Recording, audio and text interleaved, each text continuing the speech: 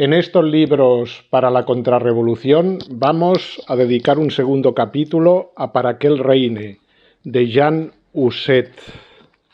Hoy nos vamos a dedicar a leer, concretamente a leer algunos fragmentos, los que me parecen más significativos, más descriptivos de todo el contenido que es denso de este libro y que no me canso de recomendar como lectura, casi como libro de cabecera insustituible para la formación de los católicos. Pues bien, vamos a recordar que el libro está dividido en 4 partes, en su primera edición, que es la que voy a usar yo principalmente, ¿no? En la primera parte se dedica a hablarnos del reinado de Cristo, ¿no? La realeza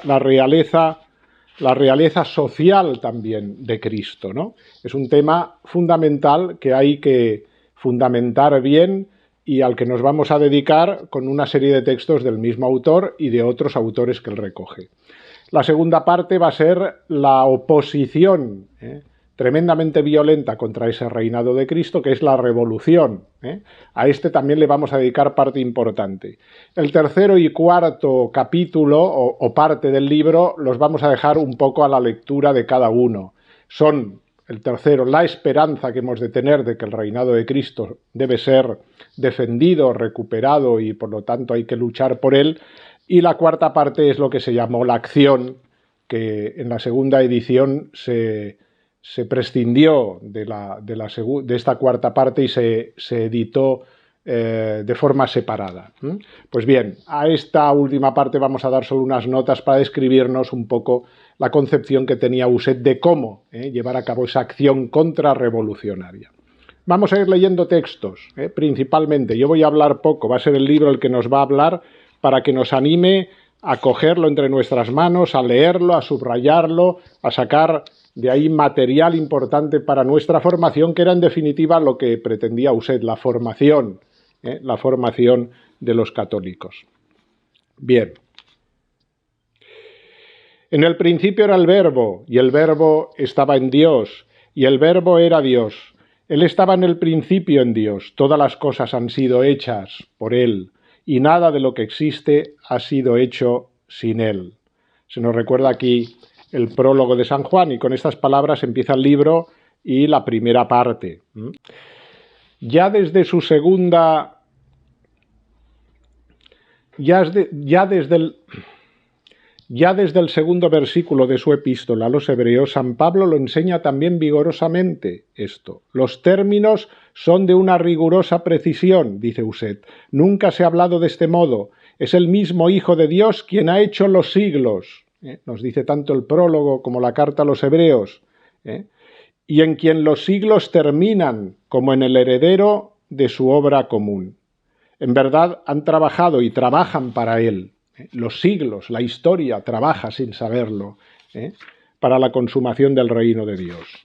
Y que todas las cosas se acaben en Él, que en Él encuentren su término y su consumación, proviene de que el Padre le ha instituido heredero de todas las personas y cosas. Filiación y herencia van juntas, la una es consecuencia de la otra. Pero esta concepción de la herencia no quiere tan solo decir que las almas y los pueblos son suyos, significa igualmente que toda la historia se orienta hacia Él, que es el término de la creación, pero también de la historia, que los sucesos se encaminan hacia Él, que es el heredero del largo esfuerzo de los siglos y que todos han trabajado para Él. Y continúa Husset con esta apreciación tan sorprendente. ¿Acaso Sócrates, Platón y Aristóteles no han pensado para Él? ¿Es que la Iglesia no ha venido a su hora para recoger como bien suyo, como una riqueza preparada por Dios para ella, todo el fruto de la inteligencia antigua? ¿Para quién sino para la Iglesia han hablado la ley y los profetas? La religión judía se ha desarrollado, las escuelas socráticas han discutido, la escuela de Alejandría ha balbuceado su logos, los pueblos se han mezclado, los judíos han sido puestos en contacto sucesivamente con todas las grandes monarquías, el Imperio Romano adquirió su poderosa estructura.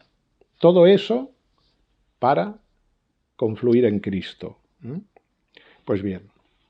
Y aquí cita también, para explicitarlo más, un fragmento de Daniel.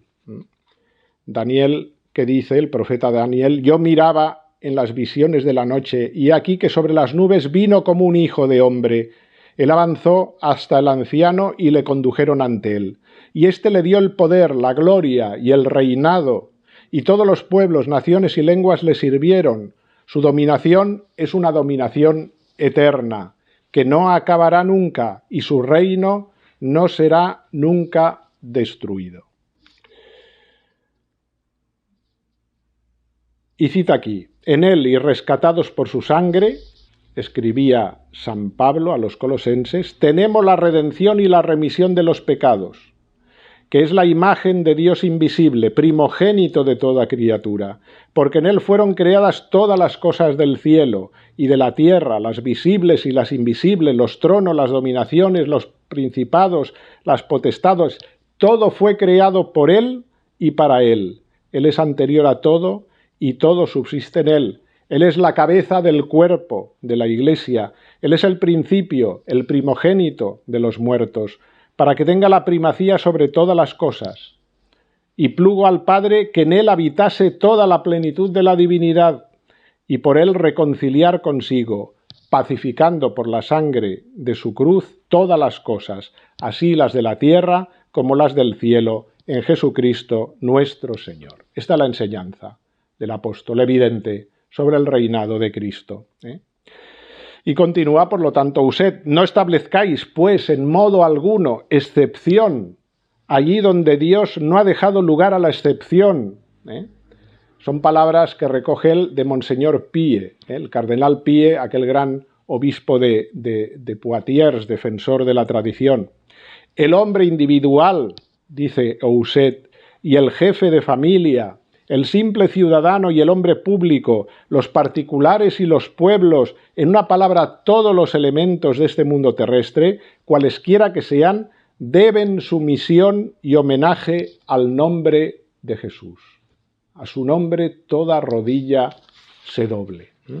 Jesucristo, por lo tanto, y esta es la conclusión de este primer capítulo, Rey universal, y por lo tanto Rey de los reyes, Rey de las naciones, Rey de los pueblos, Rey de las instituciones, Rey de las sociedades, Rey del orden político como del orden privado. Siempre fue esta la doctrina católica. Y en el segundo capítulo, que sigue avanzando en el tema de la realeza de Cristo, dice: sin embargo, no está escrito mi reino no es de este mundo, en palabras del mismo Jesús. Y aquí Ousset aclara, cuidado, estas palabras quieren decir mi reino no es de este mundo, quiere decir mi reino no proviene de este mundo, porque viene de arriba y no viene de abajo. Por lo tanto, ninguna mano terrestre puede arrancárselo. La frase de este mundo, de og mundo, expresa aquí el origen. El origen. Pero no quiere decir que Cristo no tenga que reinar sobre la realidad presente. Mi reino no es de este mundo, es decir, mi realeza no es una realeza según este mundo. No es mi reino como los reinos de la tierra, que están limitados, sujetos a 1000 contratiempos. Mi realeza es mucho más que esto. Mi reino no conoce fronteras, no depende de un plebiscito ni del sufragio universal. La buena o la mala voluntad de los hombres no puede nada contra él, contra el reino de Cristo. Mi realeza no es una realeza que pasa, eso quiere decir, mi reino no es de este mundo. Mi trono no es un trono que tenga necesidad de soldados para conservarse, ni que una revolución pueda derrocar, aunque aparentemente por un tiempo parezca que es así en este mundo. No es, pues, sin manifiesto abuso, dice Ousset, que esta respuesta de nuestro Señor a Pilato es interpretada casi siempre en un sentido restrictivo, ¿no?, para hacer creer en una realeza exclusivamente espiritual, como si Jesús solo fuese rey de nuestros corazones, ¿no? Realeza sobre las almas, no una realeza sobre los pueblos, las naciones, los gobernantes, las leyes, que es lo que es realmente también. Si mi reino no es de este mundo, significara, dice Uset, que la realeza de nuestro Señor no sobrepasa el orden de la vida interior de las almas, sería necesario admitir que aquella otra frase de Jesús, todo poder me ha sido dado en el cielo y en la tierra, no sería más que una amable jactancia. Claro que se le ha dado todo el poder en el cielo y en la tierra a Cristo. Por lo tanto, continúa Ouset. A la pregunta, ¿eres tú el rey de los judíos? Del gobernador Poncio Pilato, Cristo respondió, sin dudarlo, con la afirmación inmediata, tú lo has dicho. Por lo tanto, es el mismo Jesús, el que refrenda su realeza, ¿no? Bien, tú lo has dicho, yo soy rey. Jesús rehúsa servirse de otros términos más eufemísticos, no suaviza la expresión rey, no. Tú lo has dicho, yo soy rey. He nacido para esto y para esto he venido al mundo, para dar testimonio de la verdad. Todo aquel que es de la verdad escucha mi voz. Su realeza es por esencia la realeza de la verdad, realeza universal de una enseñanza, realeza universal de la doctrina católica, doctrina y enseñanza que tienen repercusiones sociales y políticas también. El enemigo, aquí ya nos empieza a señalar Ouset. ¿Cuál será el enemigo irreductible? El liberalismo, puesto que es un error que ataca la noción misma de verdad. La verdad, por lo tanto, es conculcada por la visión liberal. ¿Qué es la verdad para un liberal? Quides veritas. ¿Qué es la verdad? Pregunta Pilato. Se ve que la misma fórmula de Pilato surge espontáneamente en los labios desde que se evoca al liberal. Bien. Quides verita, lo que significa todavía otro que cree en la verdad, otro iluminado, otro pobre loco que cree que existe una verdad. Esto es lo que se nos dice a nosotros cuando como católicos decimos poseer la verdad que es Cristo. Pues bien, fijaos que precisamente esto va a sellar la reconciliación entre Pilato y Herodes, dice Ouset. ¿Por qué? Porque ambos son liberales, dice Ouset. Herodes representa el liberalismo crapuloso del libertinaje. Pilato, en cambio, el liberalismo de la gente correcta, amiga de lavarse las manos, respetar las formas. Pilato es el liberalismo de la gente tenida por honorable. Pilato es el cristiano liberal que en el fondo trata de salvar a Jesús. Fijaos, ya apunta aquí el peligro del liberalismo. Y fijaos cómo acaba este encuentro entre Pilato y Jesús, porque ya es definitivo. ¿No me respondes?, le dice Pilato. ¿No sabes que tengo poder para soltarte y para crucificarte? Y Jesús responde, no tendrías ningún poder sobre mí si no te hubiera sido dado de lo alto.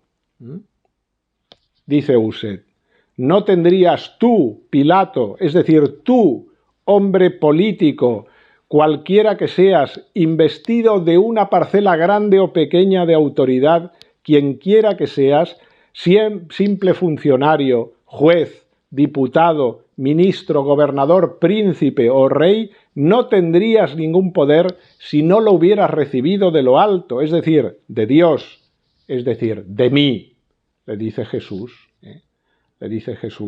sin ambajes a Pilato.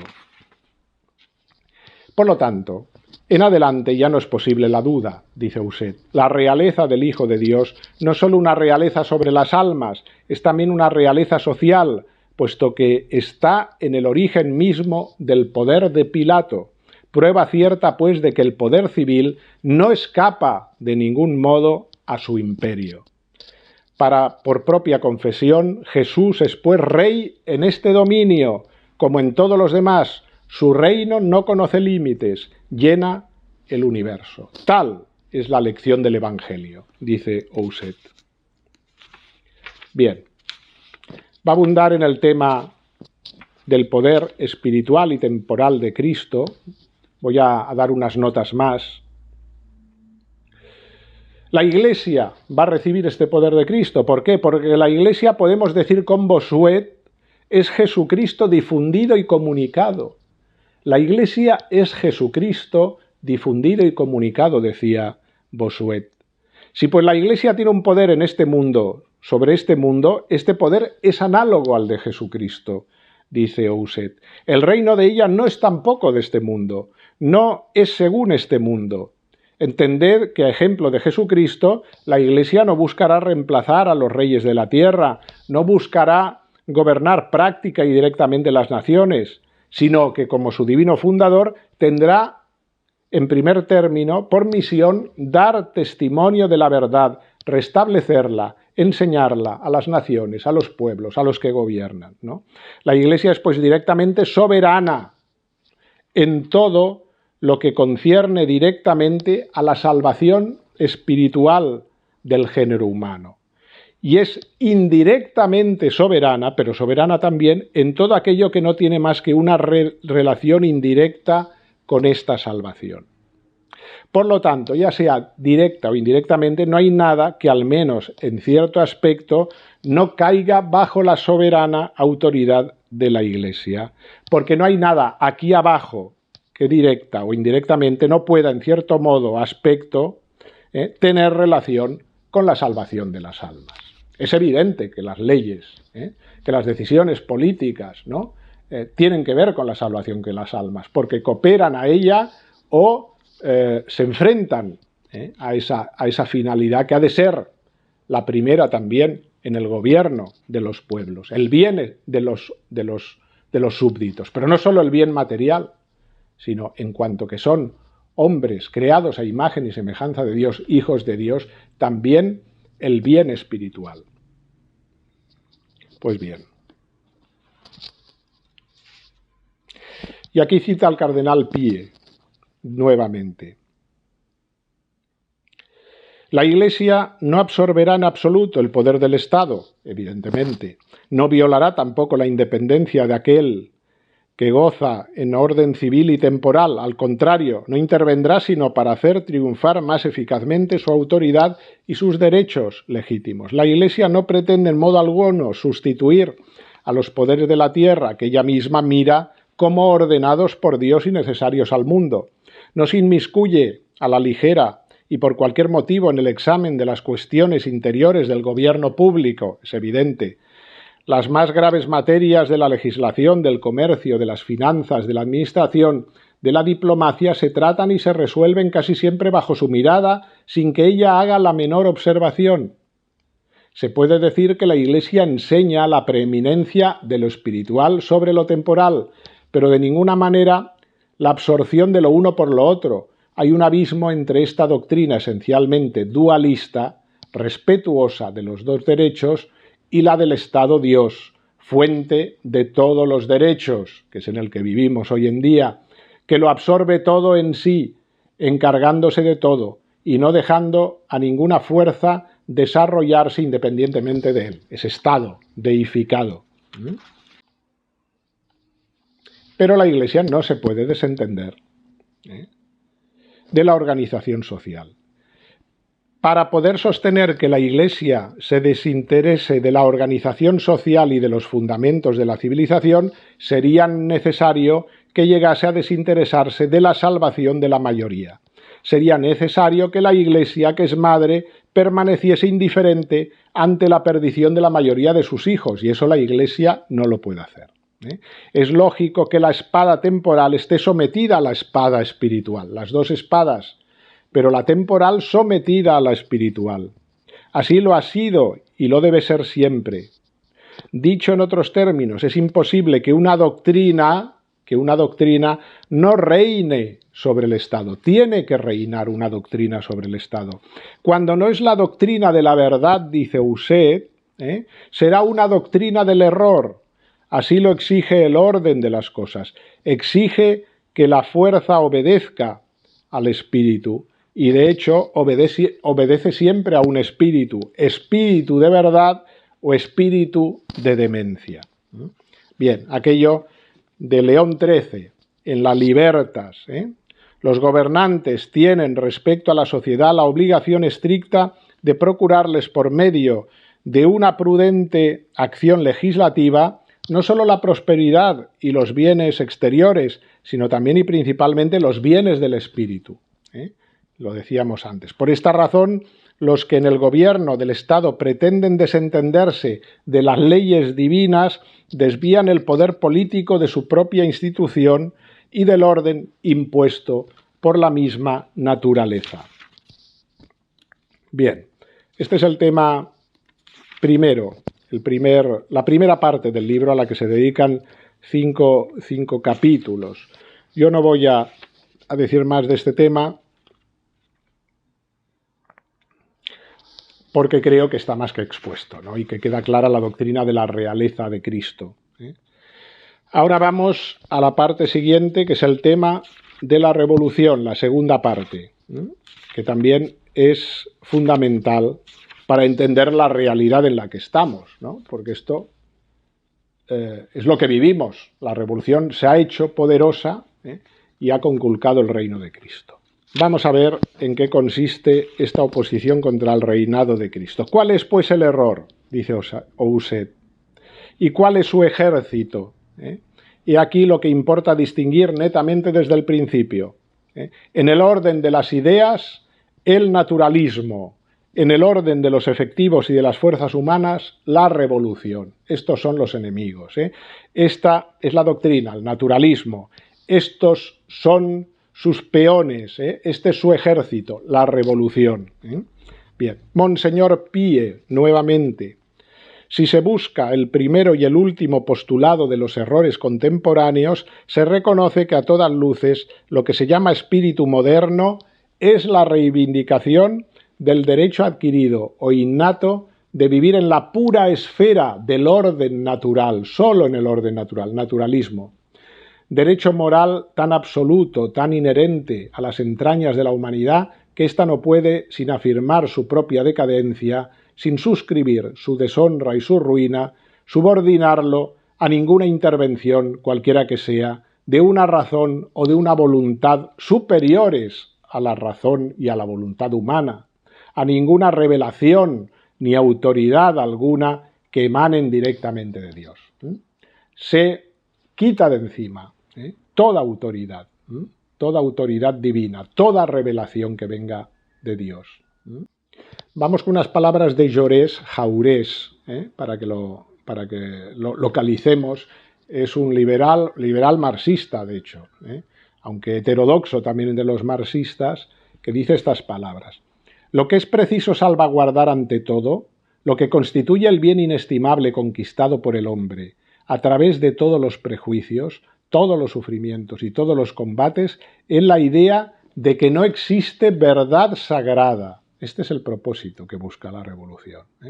No existe verdad sagrada, es decir, prohibida a la libre investigación del hombre. Es lo más grande que hay en este mundo, es la libertad soberana del espíritu. Que toda verdad que no venga de nosotros es una mentira. Que hasta en las adhesiones que concedemos a nuestro sentido crítico debe permanecer siempre despierto y que una rebeldía secreta debe asociarse a todas nuestras afirmaciones y a todos nuestros pensamientos, hasta el punto que si el ideal mismo de Dios se hiciese visible, si el mismo Dios apareciera ante las multitudes bajo una forma palpable, el primer deber del hombre sería rechazar, obedecerle y considerarlo como un igual con quien se discute, no como al maestro a quien uno se somete. Fijaos, la rebeldía contra Dios, que es propia de los demonios aquí encarnada en Jaurès. Pues bien, esto es la revolución. Su pensamiento, el naturalismo, ¿no? ¿Qué es el naturalismo? Una actitud independiente y de repulsa de la naturaleza respecto al orden sobrenatural y revelado. Es la negación de que existe un orden sobrenatural, ¿no? La naturaleza se convierte, por este sistema, en una especie de recinto fortificado y campo atrincherado, en el que la criatura se encierra como en su propio dominio totalmente inalienable. En suma, cada uno se basta a sí mismo, y como en sí mismo haya su principio, su ley y su fin, y se convierte más o menos en su Dios. Revolución. Así escrito, dice Uset, con el artículo determinado, la revolución, y con R mayúscula. La palabra que no debería resultar equívoca. Hay que entender que significa el hecho de derrocar un régimen, como ocurrió en Francia en 1789, una corriente subversiva ordenada a un cambio completo en nuestras concepciones del hombre y de la sociedad. Dice él que significa más que esto, ¿no? No es simplemente la revolución, sino más que la revolución, no simplemente el hecho revolucionario en sí. Barrère denunciaba o anunciaba a los miembros de los Estados Generales: estáis llamados a empezar de nuevo la historia. Eso es la revolución. Y muchos años después, Marcuse, ya en el siglo XX, decía: no hay duda alguna de que un movimiento revolucionario hace nacer un odio, sin el cual ninguna liberación es posible. Nada hay más irritante que el mandamiento del amor. No odies a tus enemigos. En un mundo en el que el odio está por todas partes, institucionalizado, la nueva antropología, por lo tanto, implica el nacimiento de una nueva moral que sea la heredera y la negación de la moral judeo-cristianas. El objetivo es claro, lo tienen muy claro. Por eso Albert de Mun, ese pensador cristiano, decía: la revolución es una doctrina que pretende fundar la sociedad sobre la voluntad del hombre, en lugar de fundarla sobre la voluntad de Dios. Queda claro.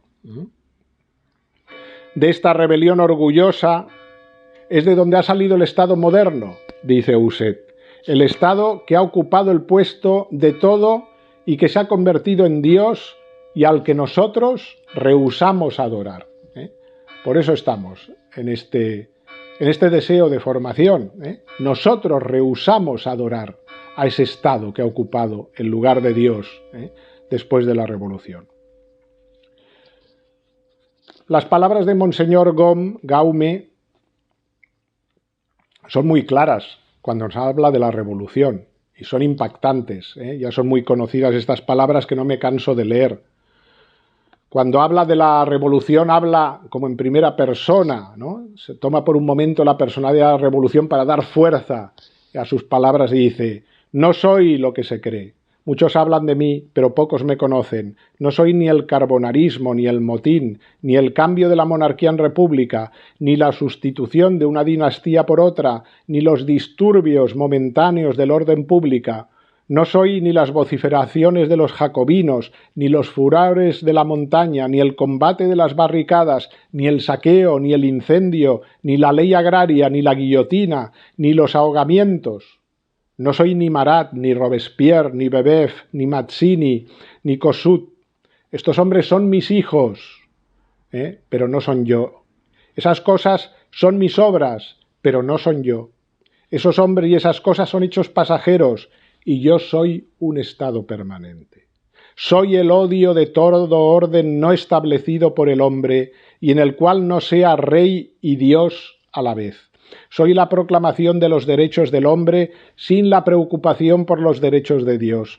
Soy la fundación del Estado religioso y social sobre la voluntad del hombre en vez de la voluntad de Dios. Soy Dios destronado y el hombre puesto en su lugar, el hombre llegando a ser él mismo su fin. He aquí por qué me llamo revolución, es decir, trastocamiento. Qué palabras, de Monseñor Gaume, que son, como digo ya, muy conocidas, pero no dejan de ser por eso muy impactantes. Otro autor, André Malraux, recogido aquí por Uset: la revolución juega hoy día el papel que había jugado la vida eterna. La revolución explica el mundo, su movimiento, su ritmo, señala su sentido, su objeto, es la esperanza y será su terminación. El mundo de después no será ya el de antes. La revolución engendra no solamente nuevas relaciones entre los hombres, un mundo nuevo, sino también con toda exactitud un hombre nuevo. Entre la fe y esta noción de la revolución absoluta no hay posibilidad de compromiso ni componendas, se excluyen porque las dos son explicaciones del mundo y recreaciones del hombre y se oponen diametralmente. Por tanto, dice Uset, la historia nos revela un conjunto gigantesco y prácticamente universal de organizaciones, operaciones, transformaciones sociales, de las que lo menos que se puede decir es que este conjunto aparece como la más espantosa empresa que se haya jamás visto para minar la fe en las almas y arrancar el cristianismo de la vida de las naciones, como de la vida de los individuos. Es evidente que todo el infierno está ciertamente desencadenado en este asunto. Odio típicamente satánico, dice él, odio típicamente revolucionario. Algo que está muy presente ya, claro, en el origen de la revolución, en aquellos ideólogos de la Revolución Francesa, un d'Alembert, Theriot, Sorén, de sus cartas recoge Uset algunas expresiones. Lo que me interesa es el envilecimiento de la infame. Recordemos que para Voltaire la infame era la Iglesia. El envilecimiento de la infame es lo que persiguen, ¿no? Inducid a todos los hermanos a perseguir a la infame de viva voz y por escrito, sin darle un momento de respiro. Haced siempre que podáis los más inteligentes esfuerzos para aplastar a la infame. Olvidamos que la principal ocupación debe ser la de aplastar a la infame. Aplastad a la infame, os digo. Y también de Voltaire este fragmento de carta citado por Rohrbacher. Amo apasionadamente a mis hermanos en Belcebú. Estos son frases de aquellos autores que fueron en sus cartas, los ideólogos y en sus escritos de toda la revolución que vendría después. Todo esto va a tener su desarrollo en la historia, ¿no?, del pensamiento desde el siglo mediados y finales del siglo XVIII. Si se toma uno por uno todos los sistemas filosóficos, dice Uset, que se han sucedido desde el siglo XVIII, veremos que vienen a parar todos más o menos al escepticismo, al agnosticismo, al desprecio de la inteligencia verdadera, al dogmatismo de la duda. Bonito resultado, dice, para una era, la del siglo de las luces, la Ilustración, que pretendía ser la de las luces, y que ha dado lugar a tanta duda, a tanta oscuridad. Unas palabras de Netta Webster dicen: el objetivo final de la revolución no es el socialismo, ni siquiera el comunismo, no es un cambio en el sistema económico actual, no es la destrucción de la civilización en un sentido material. La revolución deseada por los jefes es moral y es espiritual. Es una anarquía de ideas en la que todas las bases admitidas desde hace 19 siglos serán trastocadas. Eso es la revolución, en que serán pisoteadas todas las tradiciones hasta entonces veneradas y en que por encima de todo la idea cristiana será finalmente destruida. Recoge Uset esta cita de Netta Webster. Bien, Tocqueville también, ¿no?, para ver que es el comienzo, sí, 1789, pero después va a haber todo un desarrollo. Los franceses han hecho en 1789 el mayor esfuerzo al que jamás se entregó ningún pueblo, dice Alexis de Tocqueville, con el fin de cortar, por decirlo así, en dos su destino y separar por un abismo lo que había sido hasta entonces Francia de lo que sería en lo sucesivo. Con este objeto han tomado toda clase de precauciones para no llevar nada del pasado en su nueva condición. Se han impuesto toda clase de violencias para moldearse distintos a sus padres. No han olvidado nada para hacerse despreciables. Nuestro principio, decía Proudhon, es la negación de todo dogma. Nuestro postulado, la nada. Negar, negar siempre. Ese es nuestro método. Es el que nos ha conducido a plantear como principios en religión el ateísmo, en política la anarquía, en economía política la negación de la propiedad.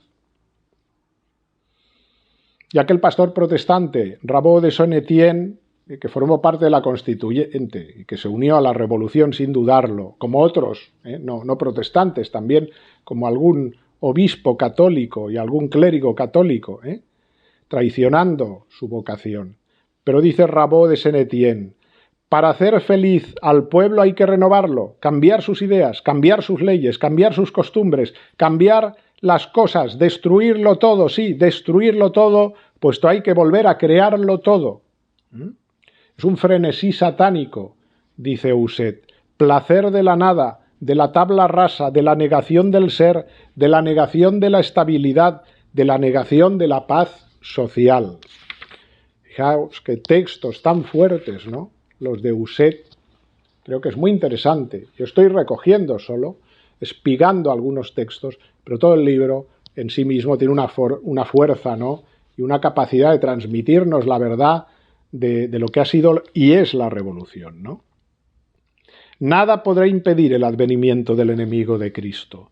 Tendrá todos los derechos, toda la autoridad, se llamará el Estado y lo doblegará todo ante él. Continúa Husset. Se llamará muy posiblemente el superestado, poder oculto universal por fin manifestado y verdaderamente encarnado en una persona o en un pequeño grupo de personas, visibles o invisibles, conocidas por todos o disfrazadas a los ojos de la muchedumbre por el silencio, el misterio y el anonimato. Poder mundial de la revolución triunfante, realización del viejo sueño milenario y ardiente de la promesa interpretada imprudentemente como certidumbre del imperio planetario.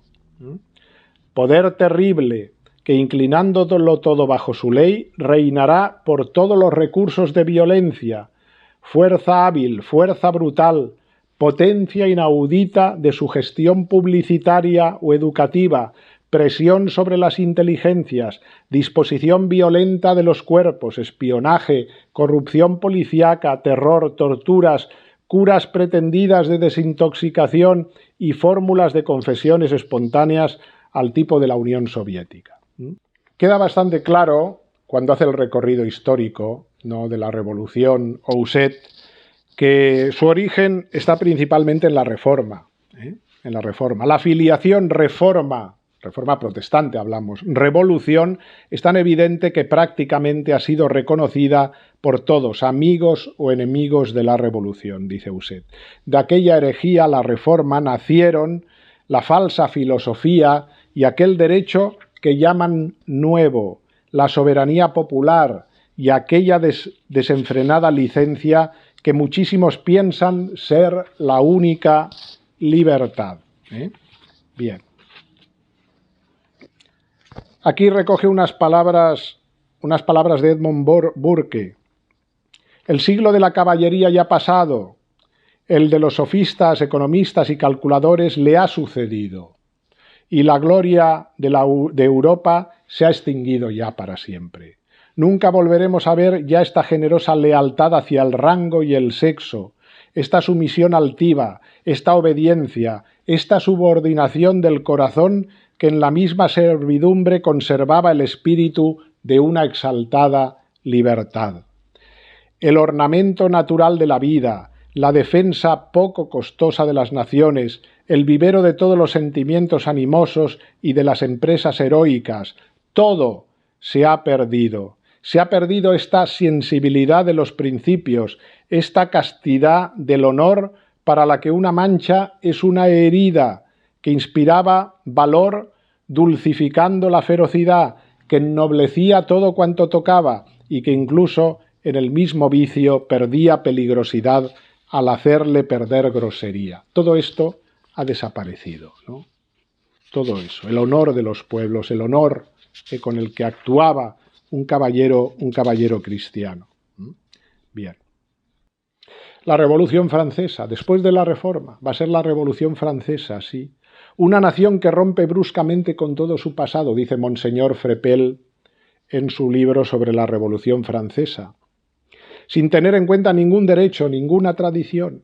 Una nación considerada como la primera de todas que viene a declarar a la faz del mundo entero que ha equivocado su camino durante 12 siglos, que se ha equivocado constantemente en cuanto se refiere a su genio, a su misión, a sus deberes, que no hay nada justo ni legítimo en todo lo que hicieron su grandeza y su gloria, que hay que empezar todo de nuevo y que no habrá tregua ni reposo mientras quede en pie algún vestigio de su historia. Eso es la revolución en Francia. Nunca se había presentado un espectáculo tan extraño ante los ojos de los hombres. Leed la Declaración de los Derechos del Hombre, dice Housset, y ved qué ideas se forman de los poderes públicos, de la familia, del matrimonio, de la enseñanza, de la justicia y de las leyes. Leyendo estos documentos, viendo todas estas nuevas instituciones, diríase que para esta nación cristiana desde hace 14 siglos el cristianismo no ha existido nunca y que no hay por qué tenerlo en cuenta. Es el reinado social de Jesucristo lo que hay que destruir y borrar hasta sus últimas huellas.